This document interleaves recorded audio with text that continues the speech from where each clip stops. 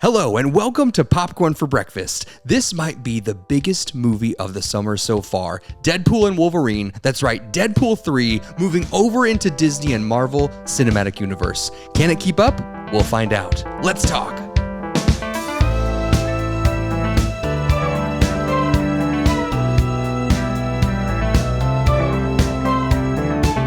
This is Popcorn for Breakfast, presented by St. Louis Area Smoothie Kings. Now, here are your hosts, Cam and Kirk. Hello, everybody. Good day, everybody. It's me, Kirk. And we've also got Cam over here ready to talk about the Australian beast in Deadpool and Wolverine. Hey, mate? I have to say, I love you, but I don't think your Australian accent has gotten any better. I think you do some good accents, what with your acting background. That's not one of them. What do you mean, mate? It's not one of them. Hey, this is pretty good. Also, Hugh Jackman is in this movie and he's Australian, but other than that, there's no directly Australian link between these movies. He should have done a Canadian accent. Oh, I don't know if I could do Director Sean Levy is Canadian, Ryan Reynolds is Canadian. Who else? I don't know. That's enough, isn't it? There's a Canadian Deadpool. Is I almost spoiled before I said I think you already did. Alert. No, I didn't. I did not. There are other Canadian actors in this film. Yes, okay, that is can correct. we give the spoiler disclaimer, please? This is a very spoiler-full episode. If you've not seen the movie and you don't want to be spoiled, leave now. Come back later. What Cameron's going to say was... Is Chris Evans Canadian? I don't think he is. He's from Boston. Yeah, that's what I thought. But that's okay. He looks Canadian. If he was Canadian, I wouldn't be surprised. He's so close to the Canadian border, it makes I agree. it makes so much sense. I bet Boston and Toronto, don't fact check me on this. I bet the latitude is probably close. Yep. They're just we're just connected gonna close. Go with that. Yeah, good. They're a stone's throw. What were we talking about? Well, we were talking about today, Cam. We're reviewing in a spoiler-filled way. Yes, Deadpool and Wolverine. Yes, and I want to apologize. I alluded to it on social media why we are reviewing this so far after the fact. You're like, this is one of the biggest movies of the year. Why are these guys not talking about it in the week? Well, here's what happened. This year, we've had the benefit, the blessing really of being able to see so many movies ahead of time so that we can be on top of it, provide these great spoiler-free episodes even before the movie releases. Now, Disney did not allow non-Disney approved Critics Association members Correct. to see this ahead of time, which is totally fine. We're very fortunate to be in the position we are in to see things ahead of time when we get to. When we don't get to, it's not a bad thing. But then, because of that, we were going to get to see it on Monday. And since we didn't, Kirk and I both went on separate trips. To the same city. I was for business followed by leisure, and Kirk's was for leisure, just to Chicago. And so then we couldn't see it. So then we had to see it later, and now here we are. But the benefit is that we get to talk about all the spoilers, which this is not one that I would have wanted to talk about spoiler-free. So I'm so glad that it's actually a blessing in disguise. It timed out perfectly. Yeah, it did. It really did. But for future Disney reviews, we'd like to get on that track. So like a pyramid scheme, we need you to find a friend. We'll figure it out. And they need to find two friends. And they need to find other friends. And there just needs to be a big pyramid of you telling people to like and subscribe to our YouTube page, to Facebook, to X, to Instagram, to TikTok, to all the places. It needs to be a grassroots movement. Yeah, let's do it. Let's do it together. Yep. What's the biggest Ponzi scheme that ever came out? They always talk about. There's a movie about it. Enron. Yep. Yeah. So we want to be Enron, but for influencers. So yes, choose us. Hashtag Enron 2024. So Cam got to see this 24 hours before I did. He saw it with his lovely wife, Jackie. I saw it alone in a theater full of people as well. But we're excited to just dive into this today. Cam has the extraordinary privilege to go first. He gets to talk about all of his favorite things. His Oscar goes to his scene stealer, showstopper, director's shoes, and his final score will come first as well. Absolutely. All right, so I get to go? Go ahead. All right. And my Oscar goes to Hugh Jackman. G'day. I had to go with... because you chose him, you have to do your entire review about him. No. In an Australian I'll accent. sing my entire review like Jean Valjean. Okay, go ahead. No, I'm just kidding. And go. So much vibrato. I'm just kidding. No, Hugh, I thought was great. And I thought that this movie really needed what he brought, which was some pathos, which is a fancy word for some just like feeling, something that makes you feel something. In this case, like a heaviness of spirit, which in a Deadpool movie is key because tonal balance can be so difficult. And they've done a fantastic job. I rewatched the first two movies, but the first two movies in delivering that pathos early in both of the first two movies, with the cancer diagnosis in one, which is really heavy and hits very hard, and they make you feel it. And then Vanessa's death in Deadpool 2. So they make you really feel it. This movie meanders around a bit before we get to a point where we have any sort of emotional connection of depth.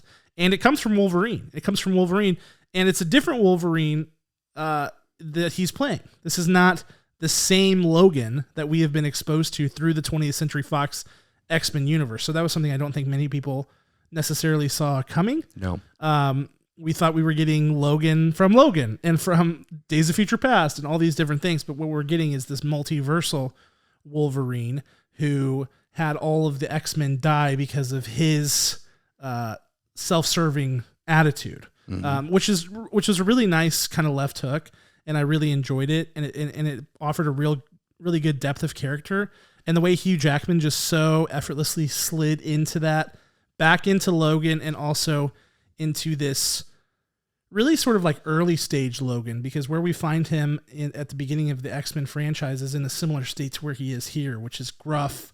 You know, this one's a little less standoffish because he feels like a failure. He doesn't feel like he's better than anybody else per se. So he doesn't have that kind of like leave me alone type of thing. It's more of like a, please just leave me at peace. And I loved how he incorporated that, and it makes it a lot richer. I'm so mad at you because that was my choice, because it's the only choice. I agree. Honestly.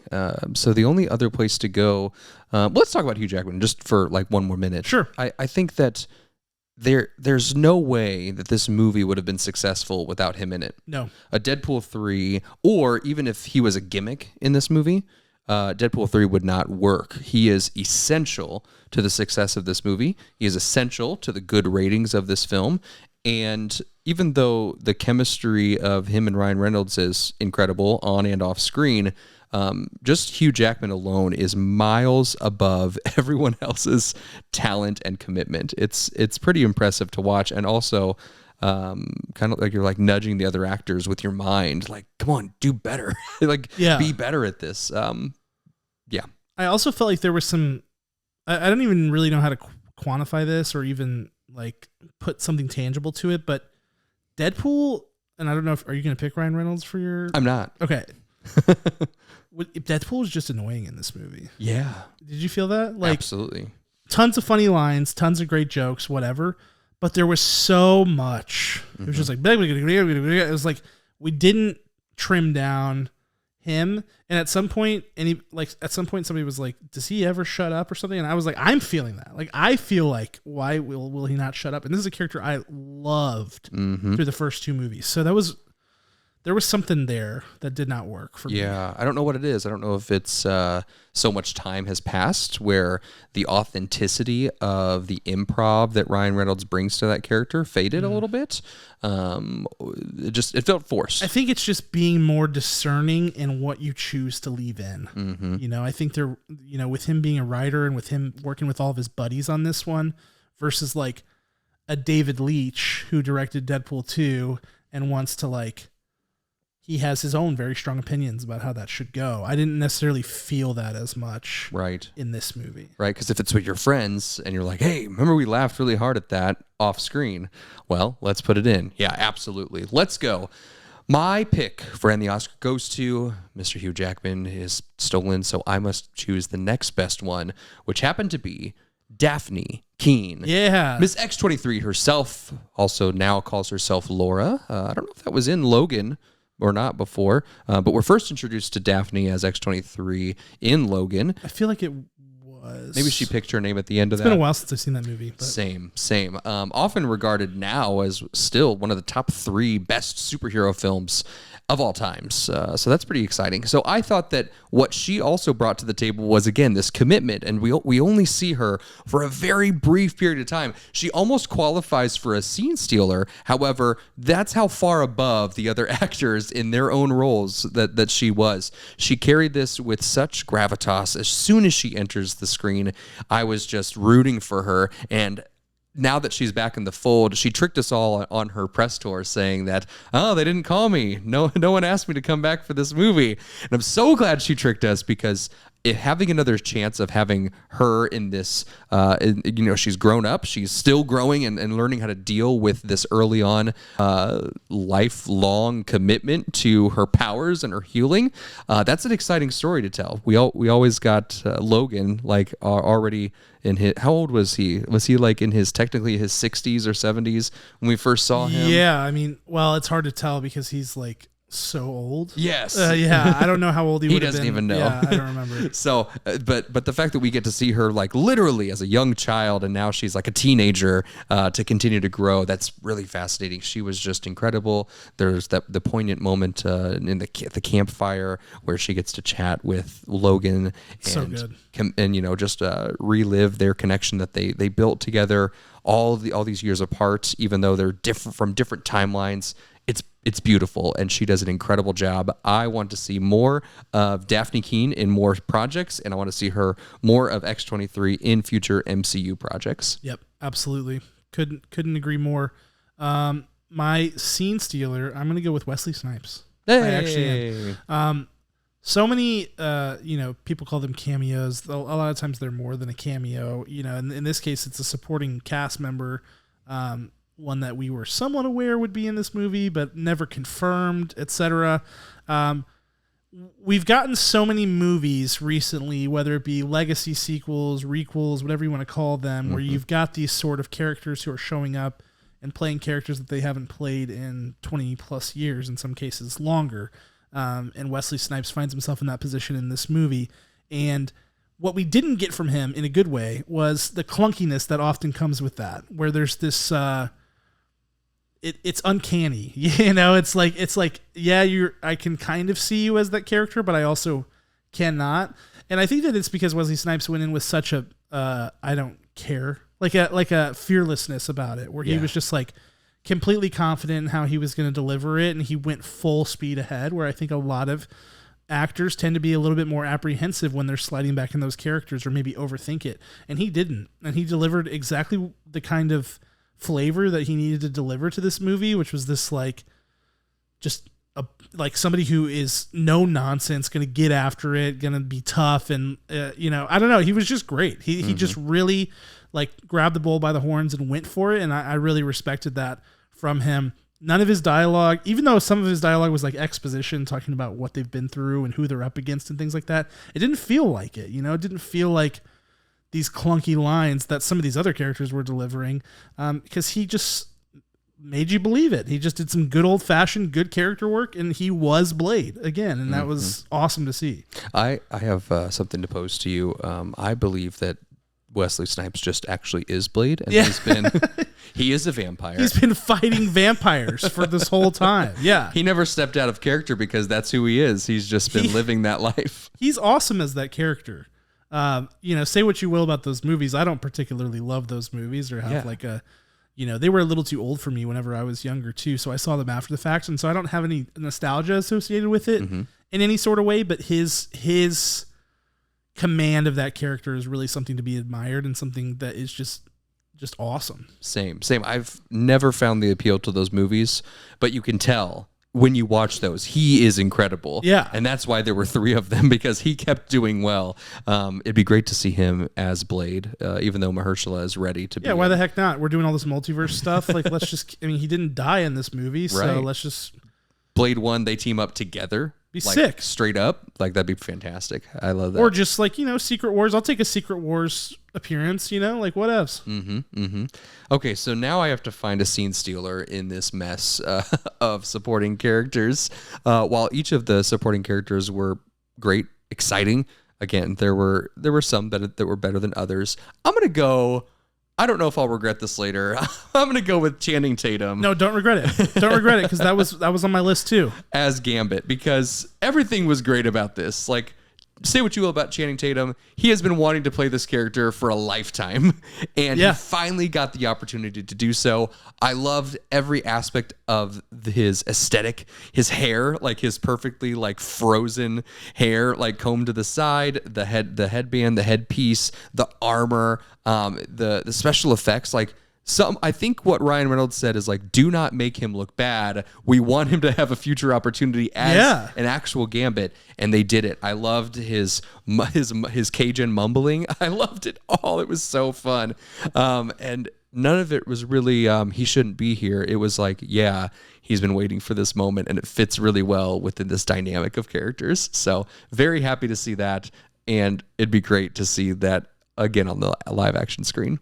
That was the character reveal that almost had me out of my seat. Yes. And what really sucks about it is that I got indirectly spoiled on it because I saw two separate things. Somebody posted X character's return or like cameo or something was 15 years in the making. And then I saw another thing that said like it was somebody being like, we're now at the point where we're doing cameos of characters that never even existed in the first place. What have we done?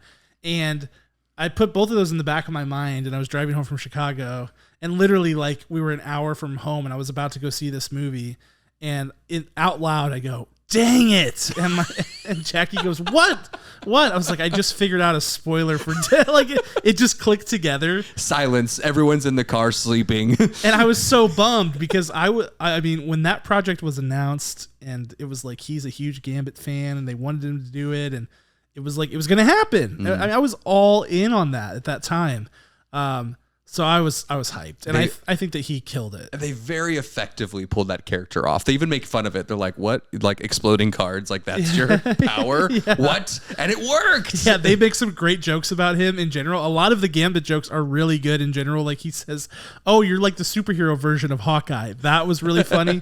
And then when he said, "Who was your dialect coach?" The Minions. Yes. Both of those were great. And his fight sequences were sick. He was excellent. He was killing it. He was so good. He killed so many bad guys and walked away from it. So bravo. I think it's a great choice. Channing Tatum. Nice. All right. Moving on to Showstopper.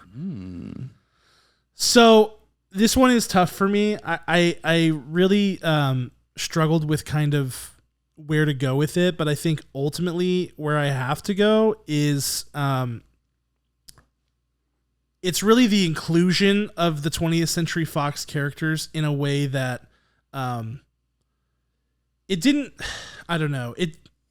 It's hard for me because I have sort of dual feelings on this, but I do really feel like this movie had a reverence toward the 20th Century Fox era that was good for those fans. And so I know people would be like, fan service, we shouldn't be celebrating that. We shouldn't be celebrating this, that, or the other. But like that is a whole world of movies that is now gone. And it's cool that in this multiverse, we can use it to take the good parts or some good parts and breathe new life back into them. Now, in some ways, they could have done better. You know, I'm looking at it and I'm going, how in the world do we only have one X-Men character, like traditional X-Men character outside of Hugh? Right. Like, that sucks. You know, and he's even talking about Scott and Jean and Storm and like all these different people. Like, where are they? And it's like, man, I would really love to relive some of that with some of these guys. But what they did do and the stuff that they celebrated and laughed at and the way that they handled it was just, it was really tonally appropriate, I thought. It was rushed at times and the execution wasn't perfect, but neither was the 20th Century Fox like run of movies. I loved like Ryan Reynolds' Instagram post where he's like, this wasn't just a hello to the MCU, it was a goodbye to this like weird, awesome at times, off uneven at other times, like saga that was the 20th Century X-Men universe. And I was like, yeah, I totally feel that. Like this was an appropriate send-off for them. So as much as I hate to do that because it's not like a movie reason, it still is something that, I mean, for me as somebody who wasn't emotionally invested in those movies as a kid, it was I talk down on, I'm like talking out of both sides of my mouth here because I've always talked down on like, we're too obsessed with nostalgia, but like this was nostalgic for me and it was good and I enjoyed it. I can't lie and say that it didn't enhance my viewing experience of this movie. Yeah. And I don't necessarily that they played directly to the nostalgia of it. I think also what you said, like bringing those characters back and celebrating them, even characters that never got full celebration, like Right. Elektra. I didn't watch Elektra. No, nobody watched it. No Nobody one watched watched it. But you wanted to give Jennifer Garner a chance to be her character again. Like, great, So there are different moments where bringing those characters in and bringing Pyro back, who never was never seen again, who was a great character out the gate. They set up this great Iceman Pyro dynamic, and then it was just like it's gone. That's it. It's over. Yeah. So there's so many things that they celebrated in such a good way, and the way they interwove that into the story was excellent. Yeah. Kind of what my showstopper is, I loved the coin flip that they did with Chris Evans. Yes. When they bring Chris Evans into the void, you're like, holy cow, we've got a Captain America variant here. And then all of a sudden he says flame on, and I almost dropped my popcorn. I was so excited because he said it like he did 20 years ago. He played the confident, I don't care about anyone else teenager, just as a 45-year-old man, just exactly as he would. The graphics for it were literally on fire. They were so crisp. Good. I could feel the heat as he flew around the screen. I wanted more of him before he was his flesh was literally ripped from his bones. I loved that they chose that character, that they chose that surprise with Chris Evans. It was perfectly executed, and it just warmed my heart. Yeah, I loved it too. And all the way down to the post-credit scene where they didn't do too much with the post-credit scene. They just delivered a great cap on a great joke. Yes. That was it was so good. I loved them for showing some restraint there as Marvel Studios, not being like, and here's the whole X-Men team, or like something stupid like they would do. Mm-hmm. They just like kept it really simple and just gave us a fun little send off of Chris Evans saying some hilarious stuff. Yes. It was really great, and I really loved that too. So good pick. I mean, I really just think like that's what this movie is about, and for better or worse, that's it. It was about putting a bow on that whole situation and telling us, laying the groundwork for what's to come in the future plan. And I feel like they accomplished that again, for better or worse. So let's go into the worst. Director shoes. Sean Levy's the director of this film. He's the worst. He is not my favorite. And I think, it's not to say he hasn't directed movies that I've liked. And I think that he has some good instincts and things like that. But I think like when you hear like Martin Scorsese call Marvel movies amusement park rides and stuff like that, like this is the kind of movie that he's talking about. This is in some people's minds like the worst of Marvel. And I'm going to talk a little bit about why that is the case, because some of those things did impact this movie in a negative way. And I think the biggest one is the story. Mm-hmm. This story hurts here. There is so much exposition, setting up the TVA yet again, setting up something they literally call a MacGuffin, which is this time ripper machine. And that's the thing. They're like super self-aware about it. They're like, man, that's a lot of exposition for a third movie. And they're like, trust me, the movie's almost over. They're like making these jokes throughout, but self-awareness has a statute of limitations. Like just because you're acknowledging it doesn't mean that you're exonerated from it. And a lot of this stuff was just really bad. But I think the biggest error they made was with the Deadpool character in this movie. They essentially have his arc be the exact same thing that he had to do in Deadpool 2. So in Deadpool 2, Vanessa dies, and he's a mess. And he wallows in his own self-pity and stuff until he finds a purpose, and he's trying to find purpose and life beyond himself. Well, at the end of that movie, he brings her back to life, and he's got his whole little family, and he realizes that he needs people. He can't just be self-serving. Mm-hmm. Well, then in this movie, right off the jump, they're like, oh, him and Vanessa aren't together. And what's the reason why? Because she thinks that he needs to live for something more than himself. He was already doing it. Right. That was the whole point of Deadpool 2. So then he's reliving that same character journey again, except for they did it at a way crappier, like lower level of effort this time. And so I'm like, no, you've spat on Deadpool 1 and 2. You've spat on the relationship between him and Vanessa, which is the whole, like, it's the whole emotional gravitational pull of the first two movies. And I just really hated that. And I think that even it comes down to even the finale, the final moment where it's like, if somebody goes in there and saves it, they're going to get obliterated, right? Mm-hmm. It's like make or break time. Deadpool goes in because he's like, I have to do this so I can get Vanessa back. When really... Even though it will most likely kill him. Right. When really it should have been Wolverine goes in and then Deadpool goes in after him. They did it flipped. They shouldn't have done that. Right. It should have been Wolverine goes in and Deadpool goes in after him, knowing the cost. Mm-hmm. And then at the end, when he's like, sorry, this is way too much exposition.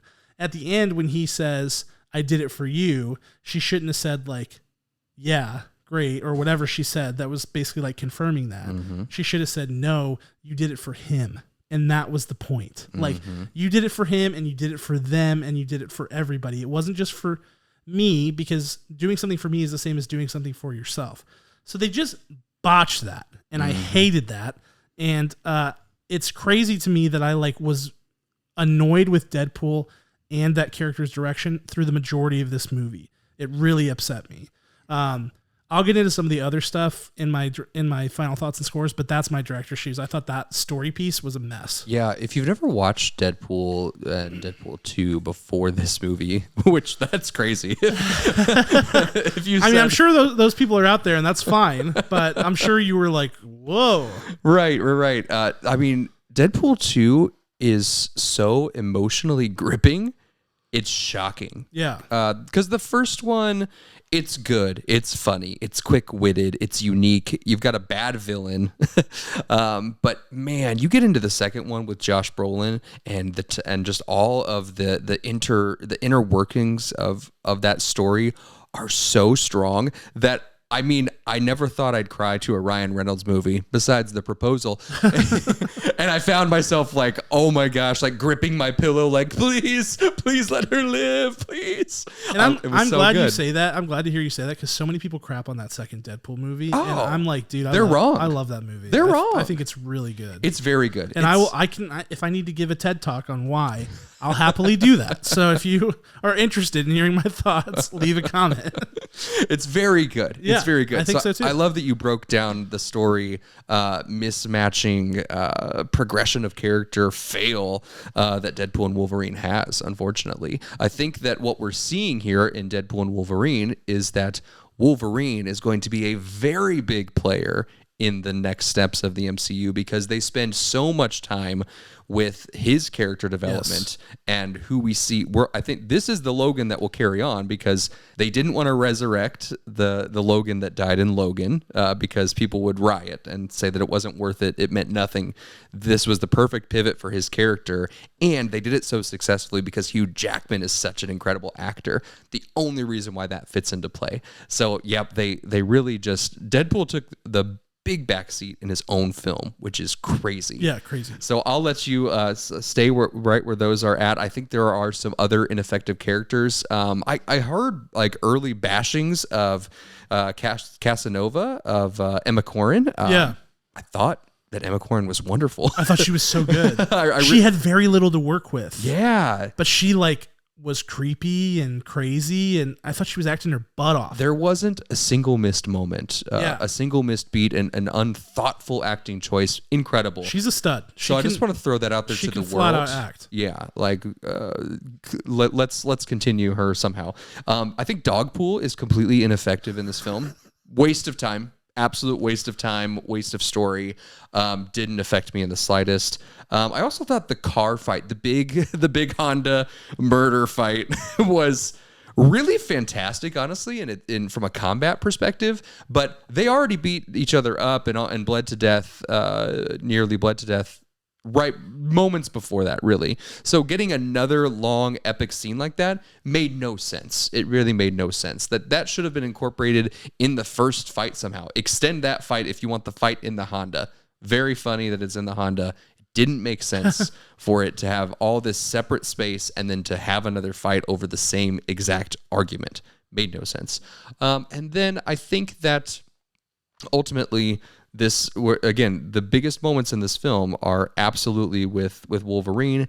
And I mean, it almost could have been called Wolverine and Deadpool. But it really bloated with the TVA stuff. I thought I was going to love that stuff the most, like Same. linking and waving in through Loki.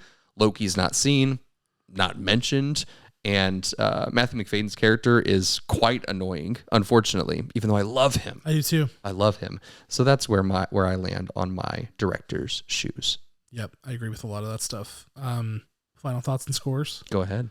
This is so hard. I know I sound very angry in my director's shoes. Say it in an Australian accent, and maybe it'll sound a little lighter. But really, really, I am.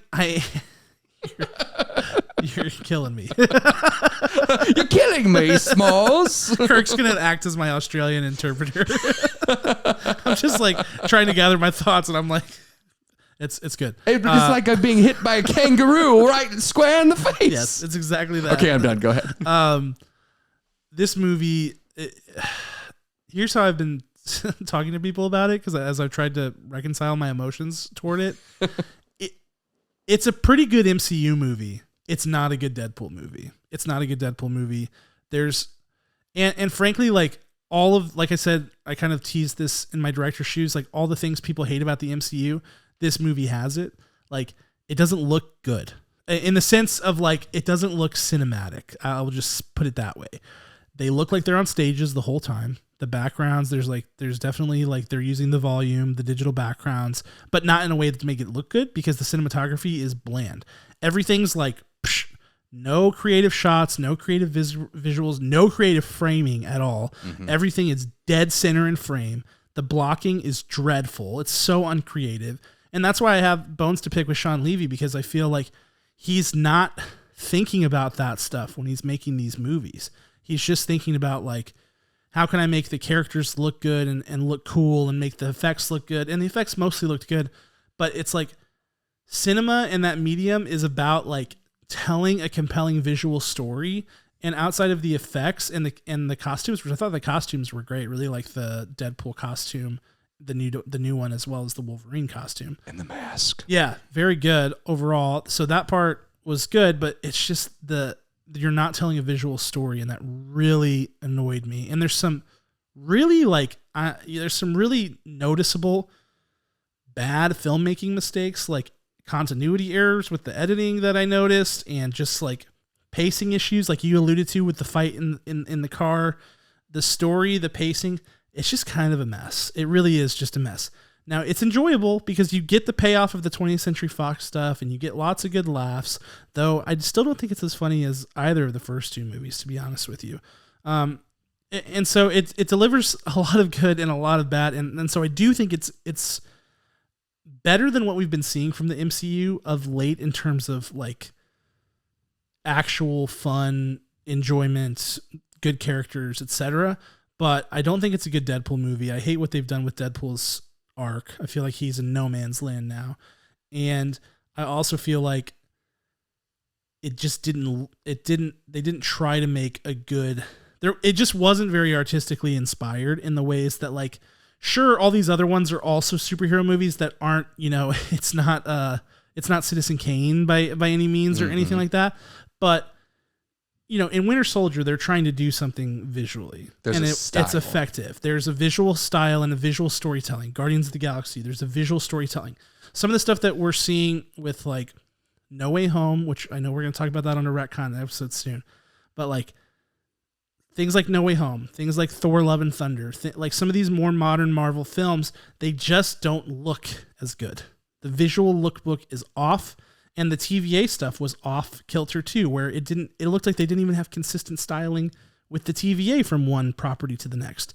So I really struggle with all that stuff. For all of those reasons, I'm going as low as 6.0 on this. Okay. Out of 10. 6.0. Yeah. Out of 10.